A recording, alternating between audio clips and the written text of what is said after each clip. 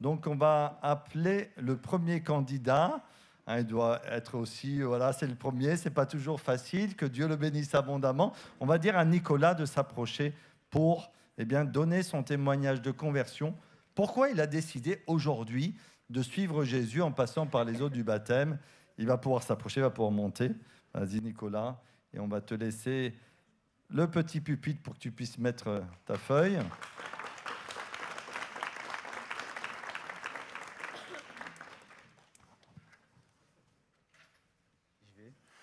C'est le moment. Il y a beaucoup de monde, on m'entend bien, ça va? Est-ce que vous entendez bien dans la salle?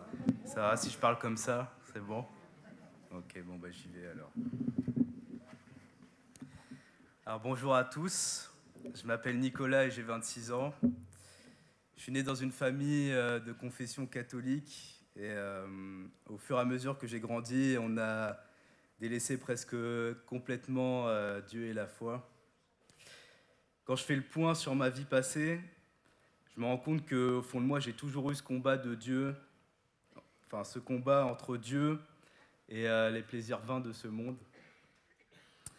Malgré le fait que j'avais conscience du sacrifice de Jésus, j'ai longtemps cherché ma gloire, la gloire, dans l'approbation des autres, parce que j'étais triste et j'avais pas confiance en moi à cause de plusieurs péchés qui m'enchaînaient, tels que le sexe, les jeux vidéo à l'excès, l'incrédulité, la pornographie, les mauvaises influences autour de moi et à travers le rap, la drogue, le mensonge, le vol, la haine, la dépression et l'occultisme. C'est vraiment dans cet ordre précis que je viens de vous donner que de mon enfance jusqu'à l'âge adulte, le diable il s'est immiscé dans ma vie et m'a mené jusqu'au moment où je me suis dit qu'un soir, ce serait une bonne idée de prendre du LSD pour ouvrir des portes en moi et tenter de négocier une gloire vaine avec lui.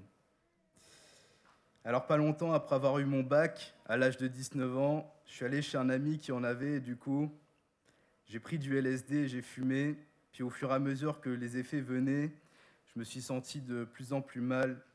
J'ai demandé à mon ami de me laisser seul.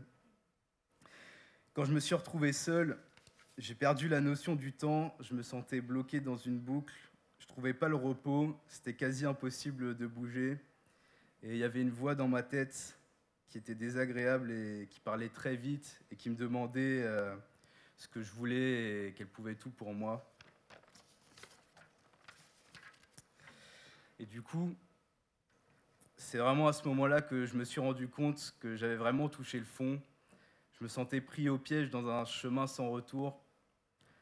J'avais très peur pour mon âme qui était dans le tourment. Et vous savez, quand on est face à une impression de mort imminente, c'est comme si on était dans un avion en train de s'écraser. On se sent comme paralysé et impuissant. C'est dans cet état que j'étais, mais c'est aussi à cet instant-là que j'ai commencé à supplier le Seigneur en lui demandant pardon pour mes péchés et que j'ai cru qu'il est mort sur la croix pour me pardonner.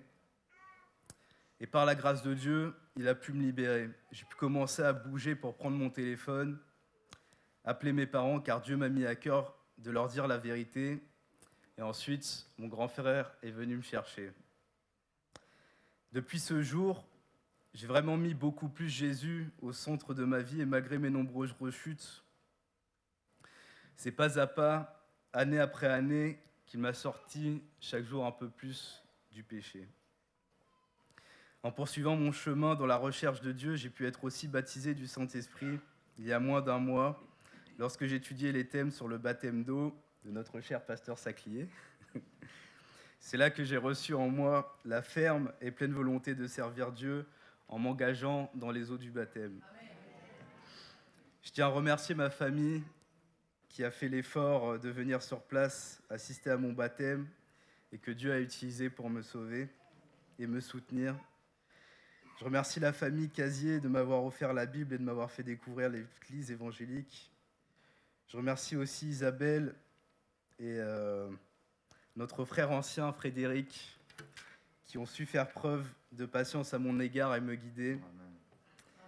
Je remercie aussi le pasteur Saclier pour son accompagnement, ainsi que toute ma famille en Christ pour sa présence. tous mes amis qui ont fait l'effort de venir me voir et me soutenir dans ce moment.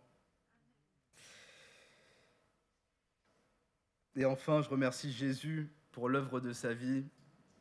Et je souhaiterais terminer par ce verset que m'a fait découvrir Nelly, un verset qui m'accompagnera toute ma vie. Philippiens 4,13. Je puis tout par celui qui me fortifie. Amen. Amen. Tu vas pouvoir prendre votre place. Oui. Merci pour ce beau témoignage.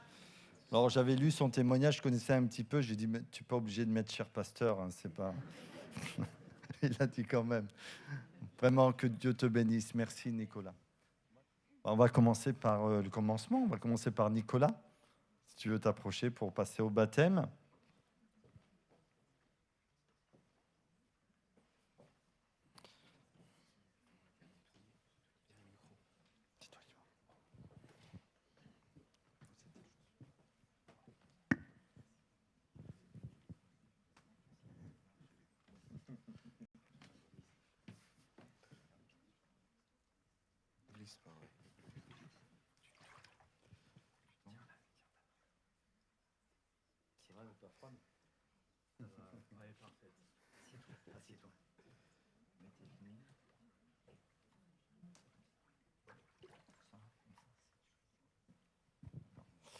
Voilà, on va poser quelques questions à Nicolas.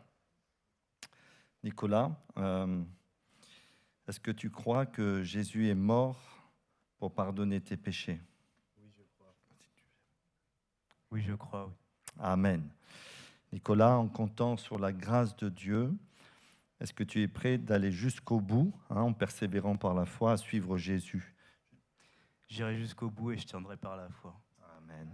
Voilà, on te baptise au nom du Père, du Fils et du Saint-Esprit.